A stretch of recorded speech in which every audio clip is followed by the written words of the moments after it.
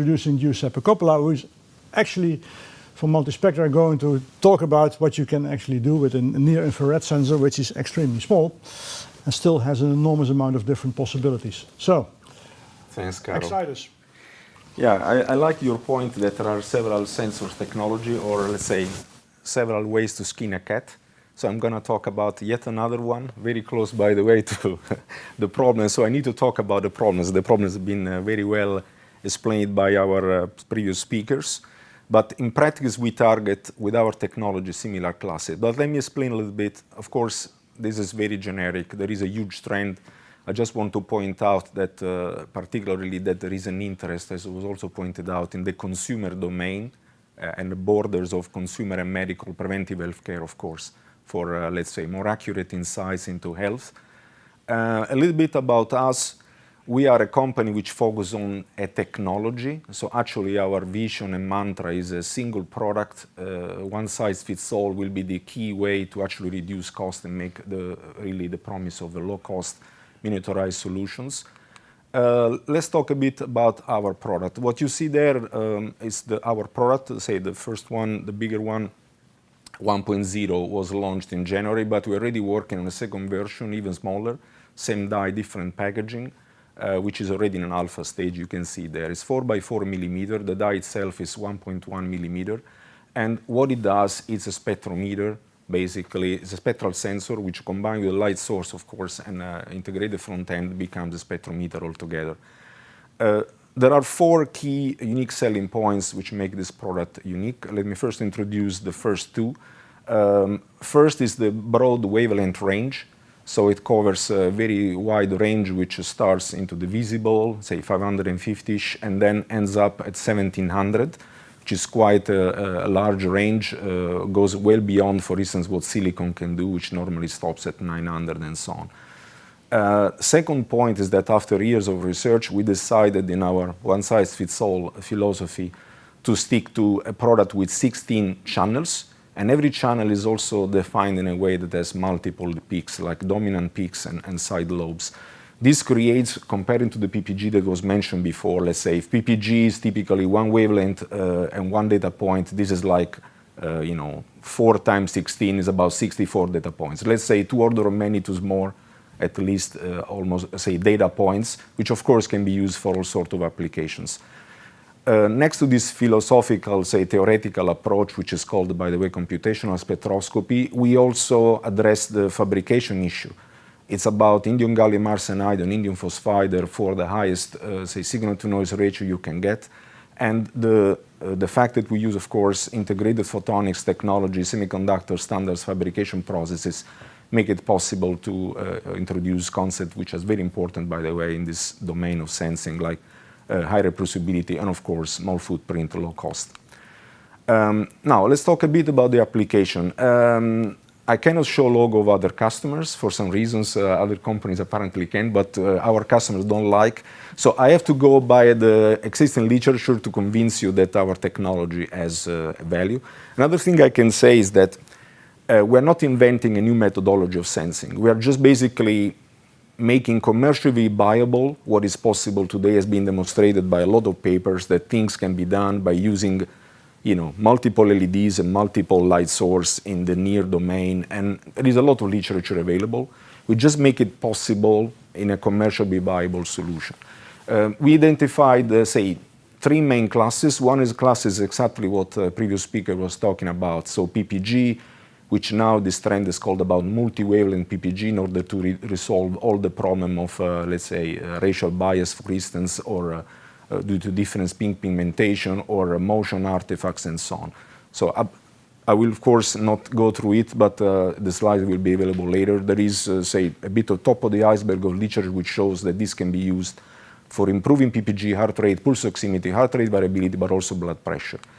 A second class is about really biomarkers insight. Also here there is plenty of literature which shows that if you expand your domain of insights to NIR with the spectroscopy approach, you can measure glucose or cholesterol, lactate, hydration. Of course, this has to be verified in the context of specific applications, and there is still, let's say, research to be done. Basically, this is considered a huge basis to believe our technology can be also useful for this class of problems. And by the way, also we, after CES, we got many customers that are working actually actively on this and finding this out now with our sensor. A third class is about skin quality. So here we go in a slightly different domain. This is more about, let's say, either for cosmetics applications or for more like early detection of, for instance, problems related to dermatological issues. Also here, same story, plenty of research about detecting sebum or hydration of skin and so on. So again, we make this possible for real and not in, say, Frankenstein prototypes in research labs. Also, pressure injury was also mentioned. Actually, there is also there, and actually here it's a little bit more than just research made by third. We are involved in a European project called PhotoMed, where we will be providing the technology to be used, of course, for verifying and validating. This can be also measured. And let's say we focus on providing technology, so maybe we could become a supplier of, or in your previous trajectory of, let's say, sensor fusion from one of the previous speakers. Last but not least is about also the area of FNIRS. It's very well known that you can measure, let's say, cortical, basically variation of hemoglobin in the brain. Also, there is a bit more far-fetched, but there are also their interest from some companies about tracking these, being in the innocent consumer domain, like cognitive assessments, still in the area of medical issue, training, but also imagine Formula One, for instance, drivers and so on, but also gaming. It's a bit more far-fetched, but once the cost will go down, why not? So to conclude, we have, of course, done some, at least this I can show that we can actually pick up the signal from all of our, let's say, channels. As I said, I have 16 channels. What you see there in that picture is a plot, a real-time plot with a very simple, basically, pickup scheme with our device of the 16 channel. The key takeaway is that it's a huge trend. There is, of course, let's say, the NIR is a known methodology, and we can make this viable with our one-size-fits-all. And we have a development kit for those interested, and I want to launch in the last 50 seconds, given that I know that in the audience there are a lot of universities, also a very interesting contest. So we are opening up a so-called Open Innovation Contest.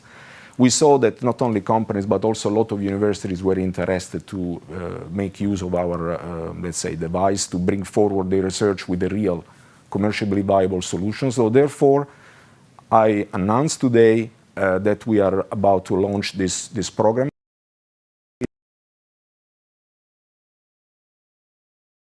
Of course, their case for the whatever technology application solutions they want to target. Of course, our priorities are in the areas I just mentioned, so advanced vital sign monitoring, biomarkers inside, and skin quality.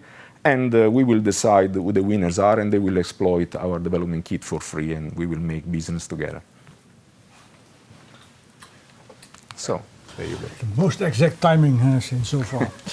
Giuseppe, multispectra was everywhere, CES, so everywhere in the news. So questions to multispectra. If we understand correctly, the use detector technology is InGaAs, indium gallium arsenide, which means that technology platform is indium phosphide. Is that correct? Is indium phosphide with a smaller wafer size suitable for addressing large volume consumer markets? Oh, okay. That's well, of course, there is a trend also in indium phosphide of having larger wafers, of course. We already work with suppliers which work with 4 inches. And of course, there are already plans to go further with that. Say, it is a fair point that indium phosphide is a more, say, breakable material than others. On the other hand, let's say, we see that in volumes this still can be, our chip is extremely small, so even though the wafer is not huge, we can still achieve the cost and the price point that the market requires.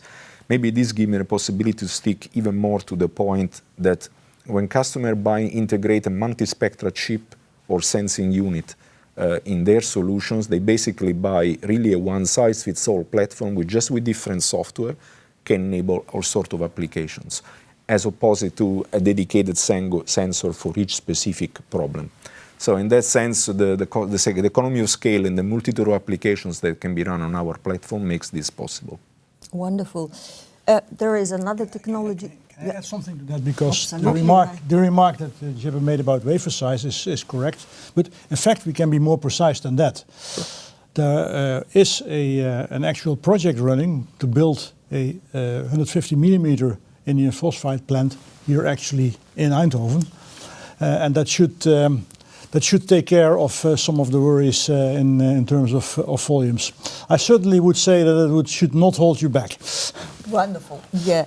And there is another technical question to you, Giuseppe, or maybe logistics. So you are, of course, making a detector. How about the light source? Is it already integrated into your system, or how to deal with that? Okay, we position ourselves as, say, a spectral sensor chip supplier, so a component supplier. Of course, we work very closely with the component suppliers which define the so-called sensing unit, meaning indeed the light sources as well as the front end, whether integrated or discrete. This intimacy has brought us actually to building over time a lot of IP and knowledge in this domain, and we see that customers are actually asking us also to deliver not only the chip but also the sensing unit.